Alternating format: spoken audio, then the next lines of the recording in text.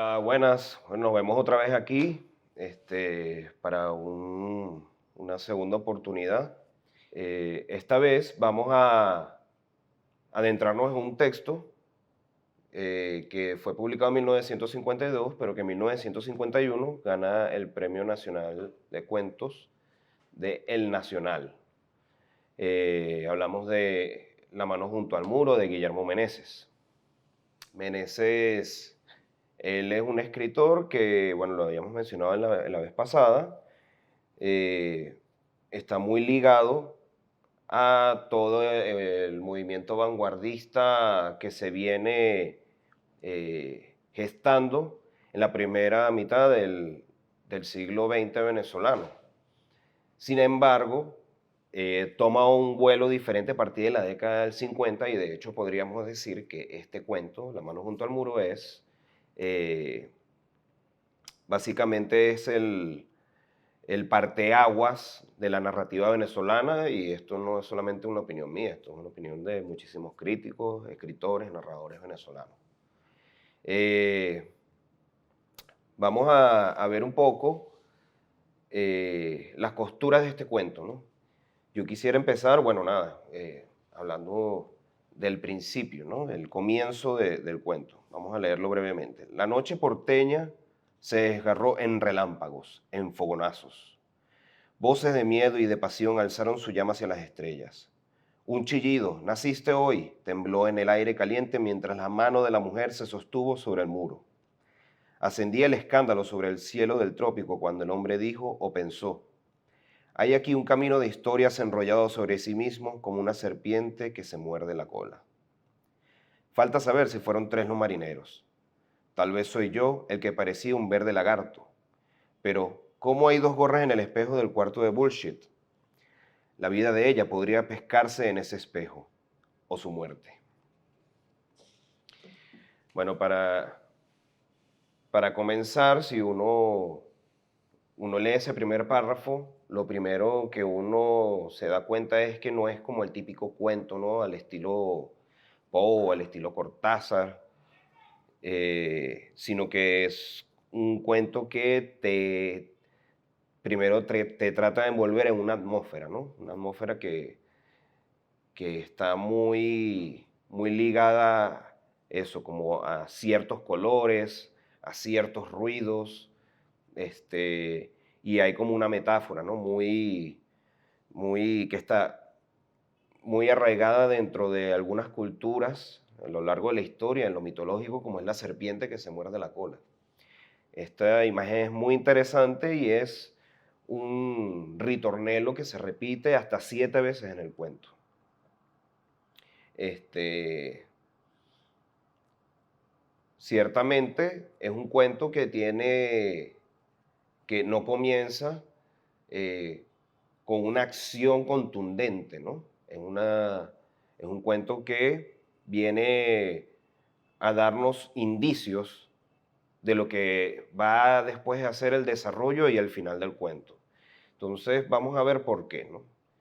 Eh, si nosotros seguimos leyendo el cuento, este relato, un relato que muchos consideran, puede estar considerado entre los 10 mejores de la narrativa venezolana, fácilmente, ¿no? Tanto por su importancia como por la calidad del texto. Uno lo lee y uno queda como atrapado en ese río incesante de imágenes que se vienen a repetir varias veces, ¿no? O sea, por ejemplo, uno se da cuenta y eh, la mano junto al muro es una imagen que se repite hasta 35 veces, ¿no? Eh,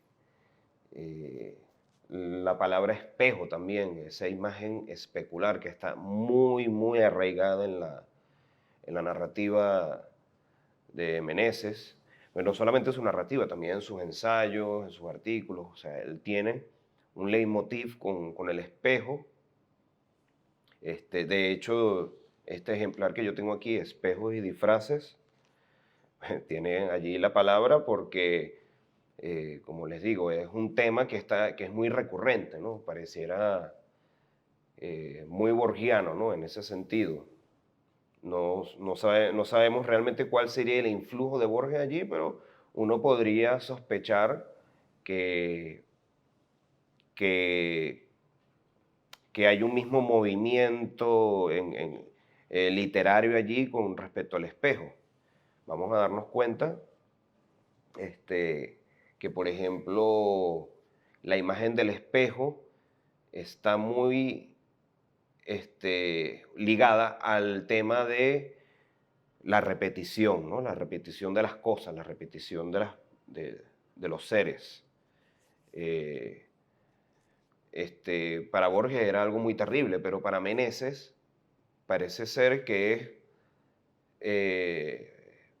forma parte de su comprensión del mundo, ¿no? ¿En qué sentido? Bueno, dentro del relato La mano junto al muro podemos ver que si bien eso, la imagen del espejo se encuentra más de 40 veces, este, ahí nos podemos dar cuenta de que funciona como un objeto o una imagen, mejor dicho, una imagen que le sirve a Meneses para ir pasando de una escena a otra, aunque la escena se repita muchas veces.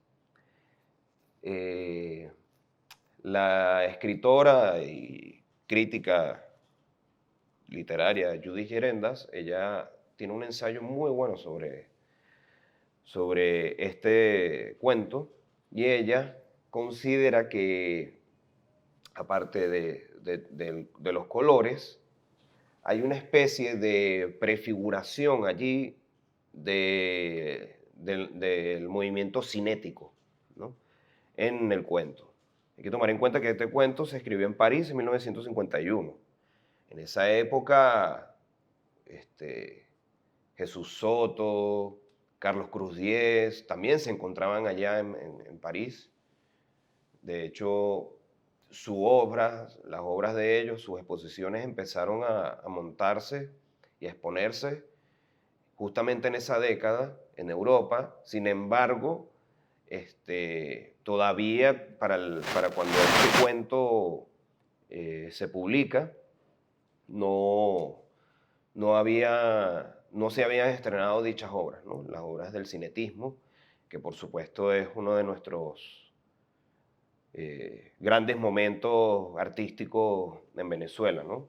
Quizás el más alto, debido a la calidad y a lo prolífico del movimiento cinético en Venezuela y en el mundo, obviamente, ¿no? La influencia fue tal que incluso podríamos sospechar que el cinetismo, ¿no? Se pudiera trasladar hacia lo literario con Meneses, justamente en este cuento, que aunque suena anacrónico, es muy acertado.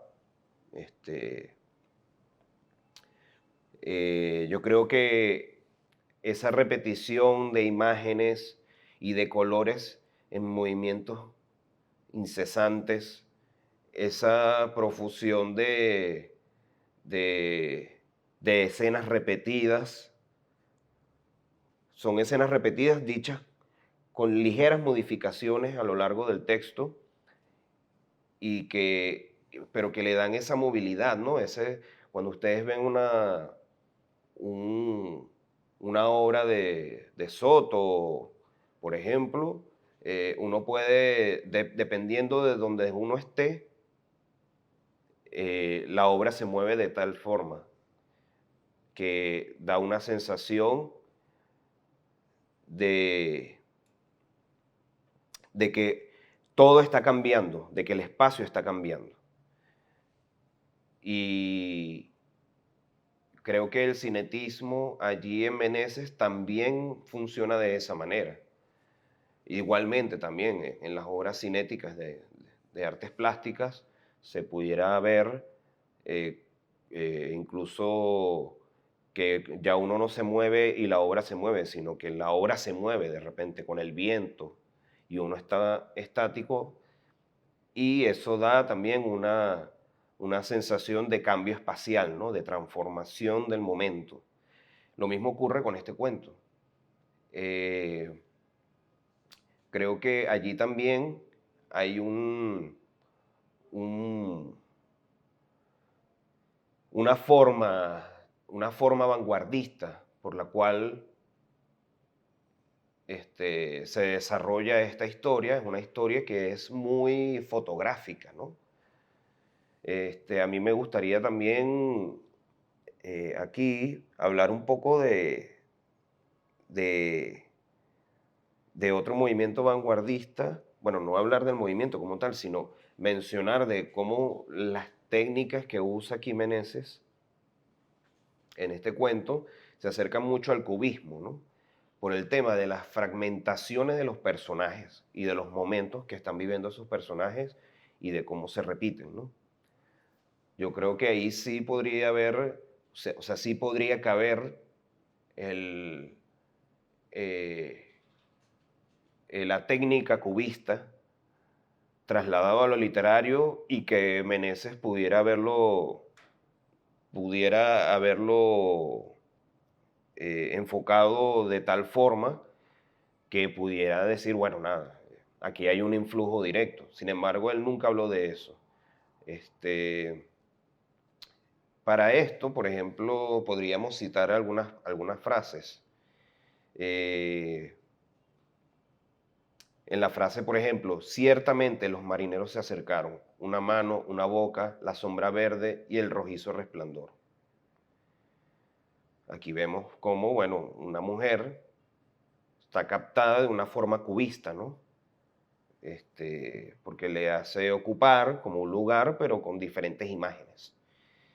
Y todas esas imágenes expresan un solo cuerpo eh, que posteriormente va a ir cambiando en cada escena del, del texto. De hecho, uno se da cuenta de que cada párrafo configura una escena distinta, pero que se repite, ¿no? Está ese ritornelo. El ritornelo es, para los que no sepan, es una especie de, bueno, de, de fraseo musical que se va repitiendo a lo largo de una obra, ¿no? Entonces aquí lo podríamos trasladar a lo literario, ¿no? Aquí el texto, cuando habla de que, de que esta historia que se está contando, que la cuenta alguien que no sabemos quién es, o sea, se nos dan como eh, fragmentos justamente de todos los personajes que hay. Hay unos marineros, hay alguien que cuenta y que da discursos, está la mujer, que es una prostituta, que la llaman bullshit. Este, eh, Hay otros personajes. Hay un personaje que dicen que puede ser un detective porque tiene un sombrero ladeado. Este, en fin, hay toda una galería de personajes, pero que no tienen rostro, ¿no?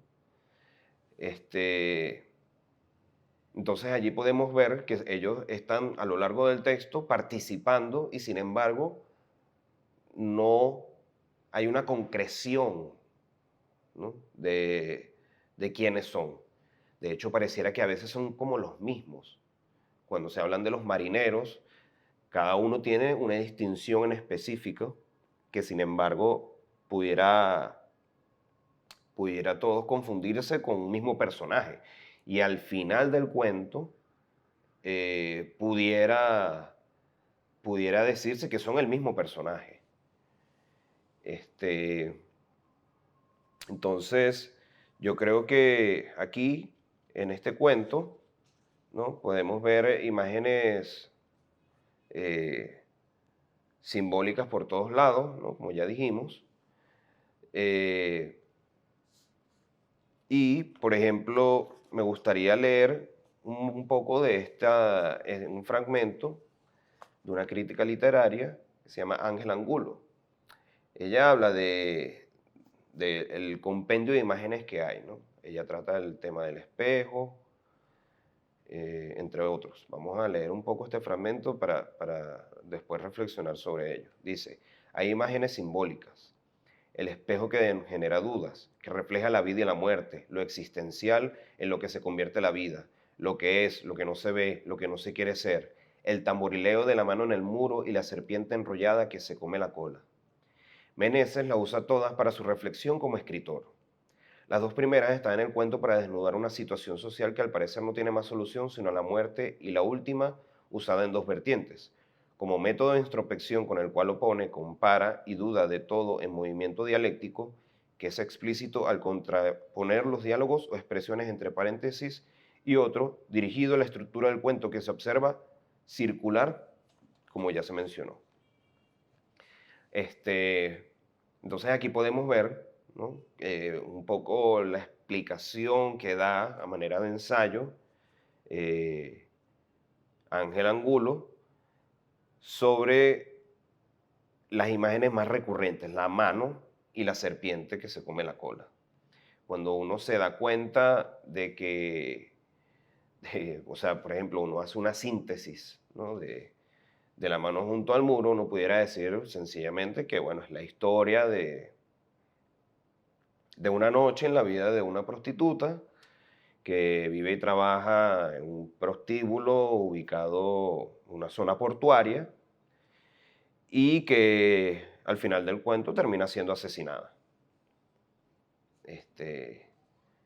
Pero la manera en que están utilizadas todas estas imágenes simbólicas, la mano junto al muro que tamborilea el muro, o sea, esa imagen que no es estática, ¿no? O sea, no es ella asentada junto al muro solamente, sino que ella está haciendo algo con el muro. De paso, el muro, que es otro símbolo más, pero que al mismo tiempo está, se transpone como un escenario que tiene incluso tres tiempos. O sea, hay varias capas, ¿no? Complejas del relato, porque el muro representó en algún momento una fortaleza, un castillo, ¿no? Una fortaleza. Luego representó un almacén, un bazar, ¿no? Una especie de mercado, y terminó siendo un prostíbulo. Y hay recurrentemente una sucesión de imágenes y de discursos por parte de este personaje, de otro de nuestros personajes sin rostro, que habla precisamente de la historia de ese lugar y de por qué es importante entender eh, o sea, cuál es el simbolismo de ella posar su mano junto al muro. Y al mismo tiempo, este mismo personaje es el que repite que esta historia es como la serpiente enrollada que se come la cola. Tomando en cuenta el final del relato, uno se da, o sea, hay una evidencia, ¿no? De que el relato es efectivamente circular. No es un relato que tiene una estructura clásica, si podemos decirlo así, a la manera aristotélica, en la cual existe un comienzo, una proposición de conflicto, un desarrollo y un desenlace del conflicto. Más bien pareciera que es un cuento que, como esa serpiente que se enrolla la cola, que se enrolla en sí misma y se come la cola, pareciera que no tuviera ningún final ni tuviera ningún principio. De hecho, cuando nos damos cuenta, recordamos el principio del cuento, que dice: la noche porteña se desgarró en relámpagos, en fogonazos. Al final del cuento nos damos cuenta de por qué es que la noche porteña se desgarra en relámpagos y en fogonazos. Porque hay toda una algarabía allí, ¿no? Hay una profusión de colores y hay un asesinato, el asesinato de Bullshit, de esta prostituta, en la cual ni siquiera, o sea, pudiera incluso leerse como un relato policial, y sin embargo no sabemos realmente por qué asesinan a esta prostituta. Sencillamente sabemos que hay un escenario puesto para esto y está la ejecución de esa acción. Entonces, eh,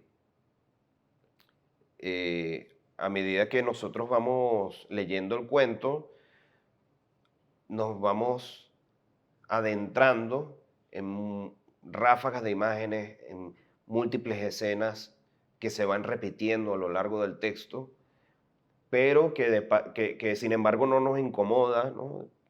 Por lo menos a mí, en mi caso personal, y la verdad es que no conozco muchas personas que hayan leído este relato y les haya disgustado, pero aunque pareciera que las acciones se van difuminando a medida que van prosiguiendo las escenas, pero que al mismo tiempo van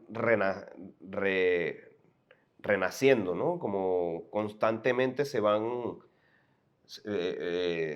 van volviendo las escenas a su lugar con sus respectivas acciones, nos damos cuenta al final del texto de que todo esto es igual al principio. Es el mismo escenario, son incluso casi las mismas palabras las que se usan para describir el final con respecto al principio del cuento. Yo creo que para uno leer este relato, ¿no? Requiere una participación activa, ¿no? Valga la redundancia, porque participación activa, ¿no? Pero requiere una participación real del lector, como una especie de compromiso para reconstruir la historia, ¿no? Porque a lo mejor no es tan sencillo en el momento, es como justamente ver un cuadro cubista o, o estar frente a una obra cinética, porque, bueno, pareciera que también el narrador intenta despistar al lector con el movimiento incesante de escenas, de imágenes, para justamente tratar de hacerlo partícipe, ¿no? En la construcción del sentido del relato. Entonces, yo creo que esto es muy importante tenerlo en cuenta. Eh, Pudiéramos también hacernos una pregunta, o sea, porque como dije, pudiéramos nosotros leer este cuento como una especie de relato policial. De hecho, justo cuando Meneses estaba escribiendo este cuento, él al mismo tiempo estaba escribiendo otro texto narrativo, una novela de él, que se publica justamente en el año 1952, que es El falso cuaderno de Narciso Espejo, que yo creo que es su mejor novela. Este, Allí también hay como una especie de relato semipolicial e incluso como una especie de thriller judicial, ¿no? En cuanto a que vemos expedientes, archivos. eh, Aquí en La mano junto al muro yo creo que eso es como un primer intento, o un microcosmos, eh, o como la molécula principal de lo que podría ser después el falso cuaderno de Narciso Espejo, sin la profusión de lenguaje que tiene, ¿no? En La mano junto al muro vemos un barroquismo desatado allí por parte de Meneses, que no se encuentra en el falso cuaderno de Narciso Espejo, por lo menos no en su mayor parte. Este, Pudiéramos decir entonces que sí, puede ser una tentativa incluso de género negro, un cuento en Venezuela, que no es raro, ¿no? Hay otros cuentos y novelas en Venezuela que se trata mucho bajo el género policial, ¿no? O el género negro sobre todo, que después en otras oportunidades vamos a hablar de ellos. Me gustaría eh, leer un poco las palabras del propio Meneses de lo que piensa de su propio cuento, ¿no? Porque aunque nosotros ciertamente somos partícipes del sentido del relato, Al mismo tiempo, sería bueno leer qué era lo que entendía el autor sobre su propio cuento y cuál era su intención, ¿no? El propio Meneses, en Antología del Cuento Venezolano de 1955, una antología que él mismo hizo y en el que él incluye su relato, dice: cuando salió publicado como ganador del concurso anual de cuentos del Nacional en 1951, este cuento produjo, frente a sus elogios que me enorgullecen, una serie de críticas relativas al supuesto fondo inmoral del relato. Creo que quienes criticaron La mano junto al muro desde el punto de vista de la moral no entendieron mi trabajo. Voy a explicarlo, aunque bien sé que poco valen las explicaciones en lo que al arte se refiere. La mano junto al muro ha querido decir a través de un cuento el escaso valor de la obra de hombre y de la vida humana misma. Lo único que parece existir perdurablemente es el tiempo que destruye castillos, seres, sueños y los hace regresar hacia sus elementos primitivos, hacia la arena, la piedra, el agua, la sangre. Lo que ha de morir es todo uno y solo se diferencia de lo eterno, afirma alguien en mi cuento. Este considerar como deleznable la vanidosa actividad humana es noción muy antigua. En la Biblia se habla en términos semejantes y Francisco Borja no dijo cosa distinta cuando decidió no servir al Señor que se pudiera morir.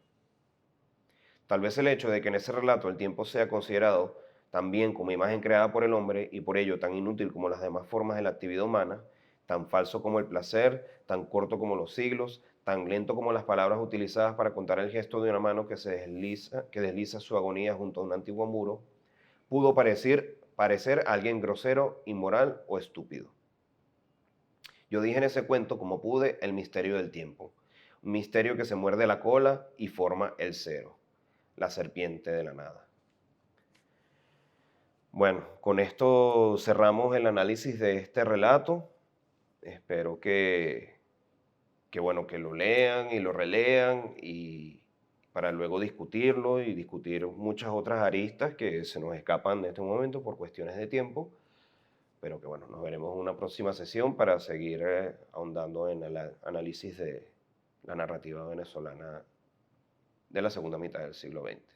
Muchas gracias.